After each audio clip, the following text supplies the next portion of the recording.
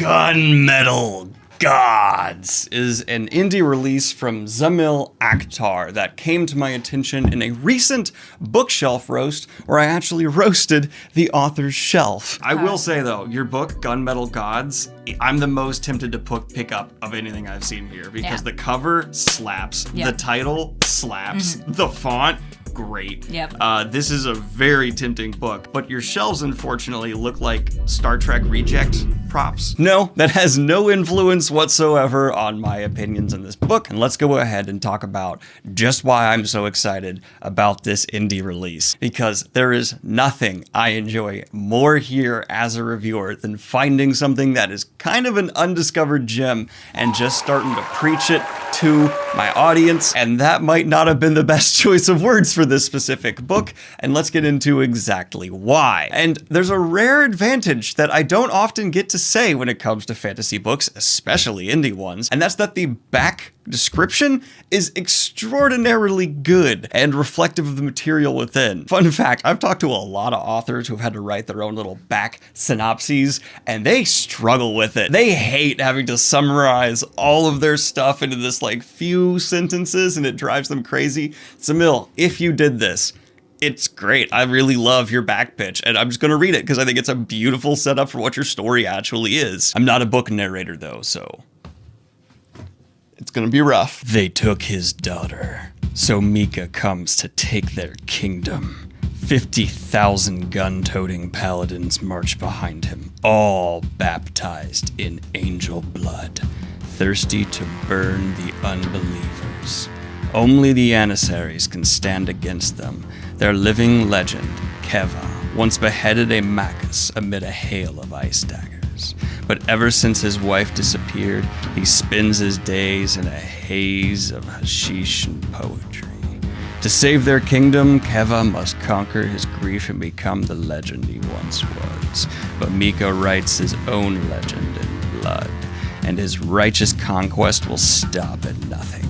When the gods choose sides, a legend will be etched upon the stars. That's a good pitch, and it sets up probably my favorite angle of this book, but let's go ahead and start talking about the setting. As you just heard, Gunmetal Gods tells a story of religious conquest, and with a name like Gunmetal Gods, you're going to come in with an expectation of bombastic action, truly epic scope, and probably just a lot of bloodshed.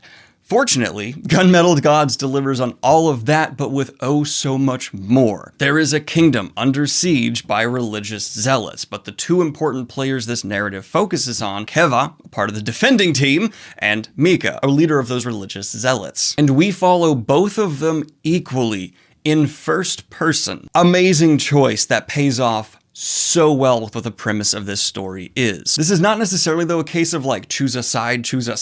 There's obviously one that's a bit more in the right, and I think 99.9999999% of readers are going to back. Instead though, what's actually at the heart of, I believe, the narrative kind of picking into with this choice is that there's going to be the right and wrong of both sides. And the wrong always stems from human flaws, corruption, greed, things like those, and religious zealotry. There's always some motivator that from a perspective, especially when you follow it in first person, feels like, yeah, that makes sense. And the contrast between these characters makes the conflict so much more interesting. They are extremely different as people. And so the entire time I was just thinking like, yeah, there's no way these two could ever reconcile outside of the bloodshed that is to come. Because you can just like feel that. You know, when you see two people who are like just, no. This is gonna end in death. Like, there's no mediation here. And Zamil was so intelligent at playing with the contrast between these two characters that are balancing out the narrative. The differences sparking so much of what becomes the interest for the reader.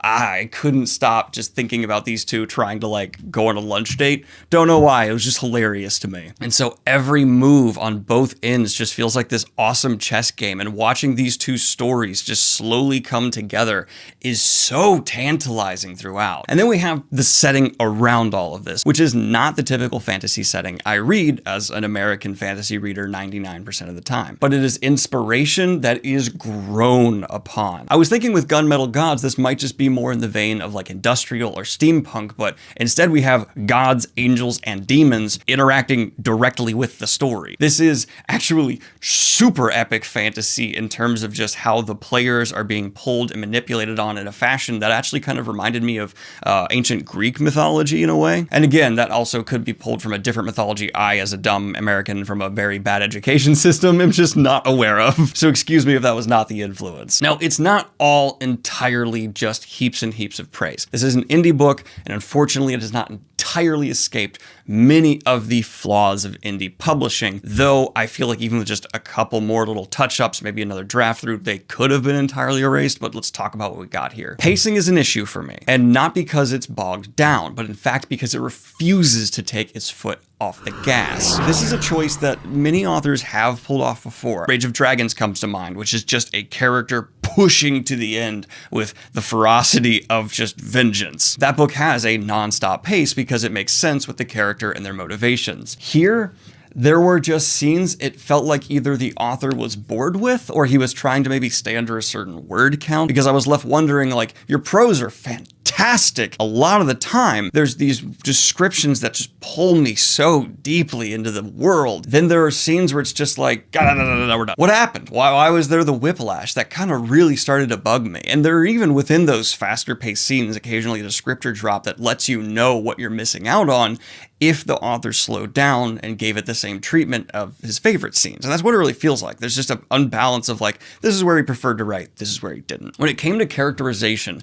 I absolutely felt who the characters were. They were consistent enough for me to be like, yes, their personalities are there and they make sense, absolutely. And motivations are tremendously important to everyone because agency of everyone is off the charts. But at the same time, there were reactions that felt either very underwhelming, I expected something much bigger, and humor that just fell flat. I think it's very important as an author to actually judge or maybe get outside input on the jokes you're putting in the page and make sure the characters' responses are appropriate, but that's a super nitpick. Humor is crazy subjective. One thing I feel like I should have hit on when I was talking about tone, despite what I talked about attempts at humor that didn't necessarily land with me, this is grim dark. It is a book that has a lot to say when it explores religion and what people are capable of when they are just pushed to the absolute edge. I would say that is one of the greatest themes throughout the entire story. And if you are of the faint of heart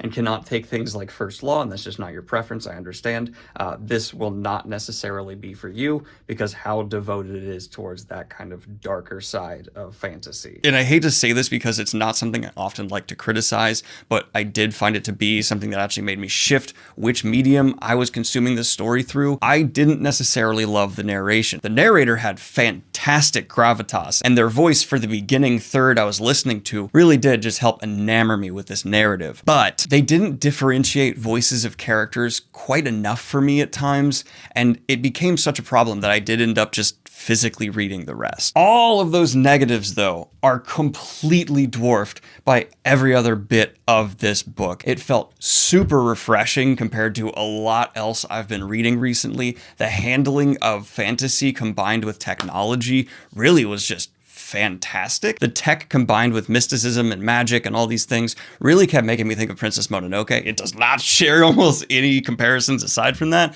but there's a certain tone that's very specific to that combination of things that matches up in my mind. At the end of the day, though, what I have to say is Gunmetal Gods is an indie gem, and I'll have a link for you down below to check it on out because I think this is truly one that deserves more attention, more hype, and more word of mouth spreading the word. I am very excited to get into the sequel because every single problem I had could easily be improved on as the author gets more experienced. At the end of the day, I'm giving Gunmetal Gods a very strong 8 out of 10. I love being able to hype an indie book. Like and subscribe if you have not already. Hit the Patreon if you want to support what I do here. I got books and merch, and have a good one, y'all.